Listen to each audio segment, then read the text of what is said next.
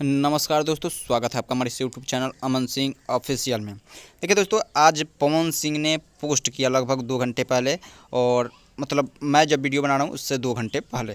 देखिए भाई, आज आप लोग को पता है कि रितेश पांडे का मैरिज एनिवर्सरी भी है और उनका जन्मदिन यानी कि बर्थडे भी है। तो इसी पे अपने छोटे भाई को प्यार भरा संदेश देते हुए पवन सिंह ने पोस्ट किया अपने फेसबुक पेज, इंस्टाग्राम पेज से कि प्यारे भाई को जन्मदिन की ढेर सारी शुभकामनाएं।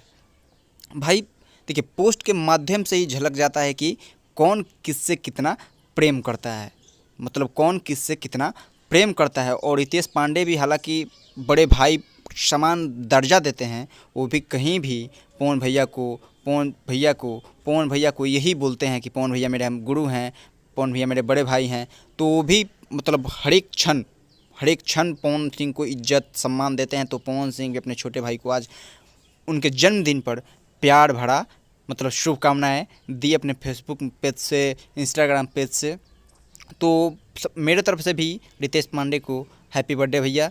आप ऐसे ही चमकते रहें, मतलब गरजते रहें, बरसते रहें, गरजते रहें, और ऐसे ही अच्छे प्रोजेक्ट, गाने और लाकर मनोरंजन कराते रहें। मिलते हैं अगले वीडियो में।